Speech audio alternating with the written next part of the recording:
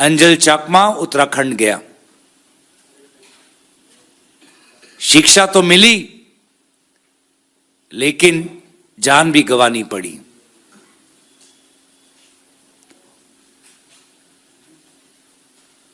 तो क्या सरकार की तरफ से ऐसे भी कुछ कदम लिए जा सकते हैं? I am an Indian, I am not Chinese. शायद अंजल चाकमा वहां से निकल सकता था। चुपचाप वो अपमानजनक अभद्र शब्द सुनकर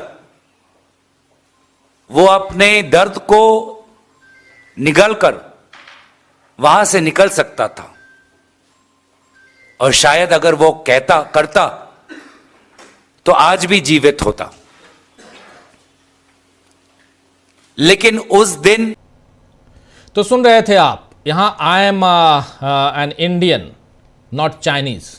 आपको याद होगा दोस्तों, शाहरुख खान की फिल्म थी जिसमें उन्होंने कहा था माय नेम इज खान।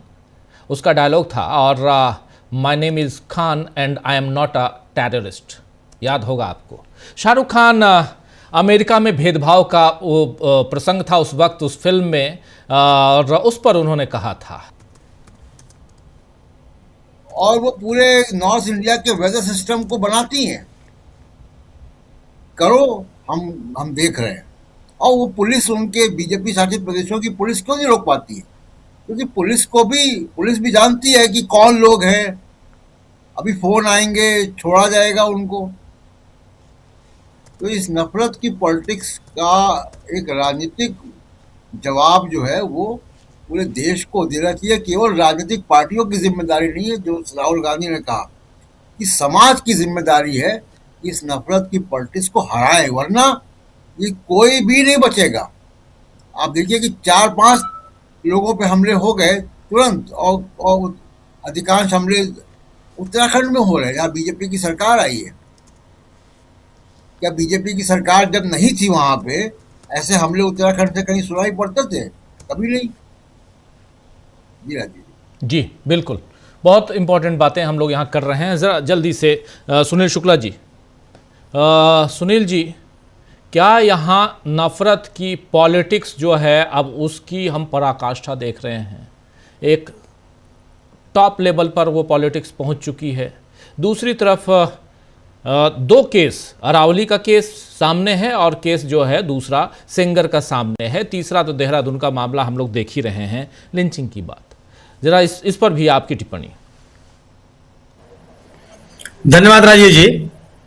एक तो आप कह रहे हैं कि पराकाष्ठा में पहुंच गए हैं, ऐसा नहीं है। क्योंकि पराकाष्ठा पहुंच जाएंगे तो रुक जाएगी प्रक्रिया। तो ये प्रक्रिया रुकने वाली नहीं है, ये जारी रहेगी। और दुर्भाग्य इसमें यह है कि यह सरकार के संरक्षण में, सत्तारूढ़ दल के संरक्षण में चल रही है। आज जो देहरादून में इस तरह घटनाएं नहीं होती थी। देहरादून के बारे में माना जाता है कि बहुत ही शांतिप्रिय राज्य है उत्तराखंड। जब उत्तर प्रदेश का हिस्सा हुआ था तब भी इसको माना जाता है कि बहुत ही शांतिपूर्ण इलाका है।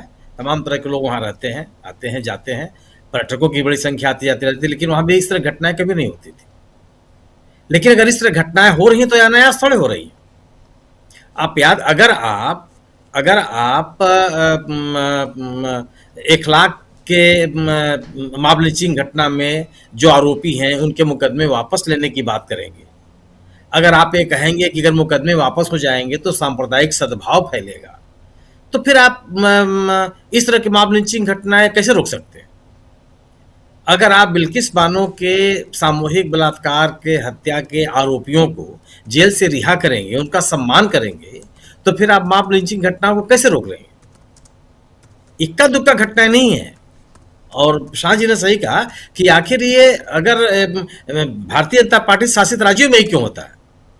अगर समुदायों के बीच में, इस देश के विभिन्न समुदायों के बीच में इस तरह से घृणा का भाव फैला हुआ है तो चेन्नई में भी होना चाहिए, कर्नाटक में भी होना चाहिए, ईटानगर में भी होना चाहिए, कोहिमा में भी होना चाहिए, गंगटोक में भी होना चाहिए, गुवाहाटी में भी होना चाहिए।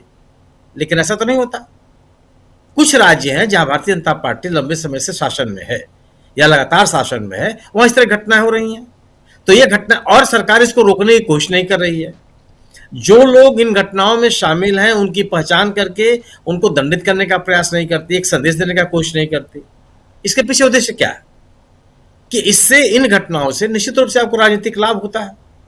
आप ध्रुवीकरण की जो प्रक्रिया है समाज में वो तेज होती है और आप इसको बढ़ावा देते हैं। अन्यथा अब तक जो एंजल चकमा के मामले में की घटना है, कौन सी कार्रवाई हुई देहरादून में? ऐसा कौन सा संदेश वहां की राज्य सरकार ने देने की कोशिश की कि इस तरह की घटनाएं बर्दाश्त नहीं की जाएंगी? इस देश का प्रत्येक नागरिक देश का नागरिक है और संविधान के अनुसार उसको सुरक्षा प्राप्त है।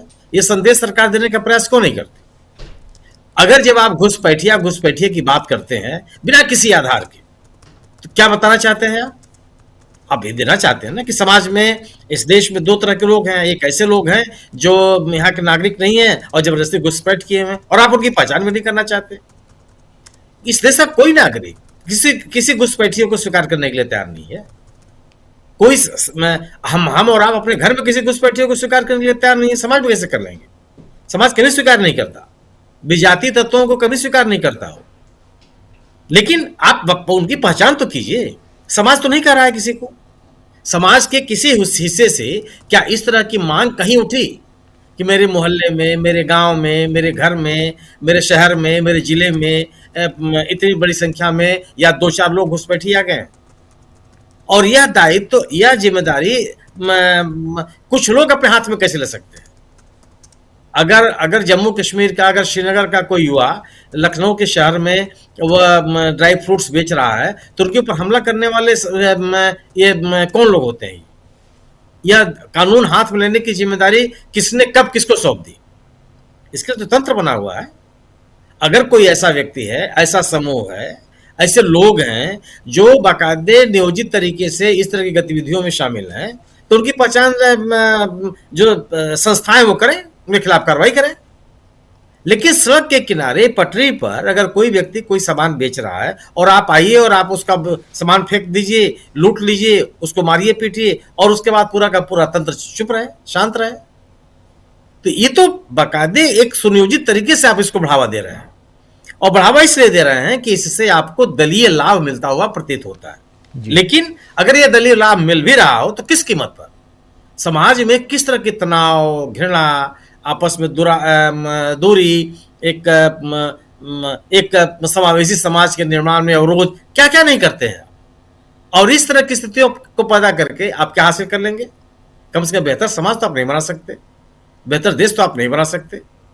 जो आपने जो उन्नाव की घटना है, उन्नाव की घटना को लेकर के जो उच्च न्यायालय में जो गतिविधियां हुई, उच्च न्यायालय में जब ये प्रक्रिया चल रही थी, तो क्या जो प्रोसिक्यूशन मतलब सरकार, वह उच्च न्यायालय में खड़ा होकर के उसने विरोध किया उस अपील का?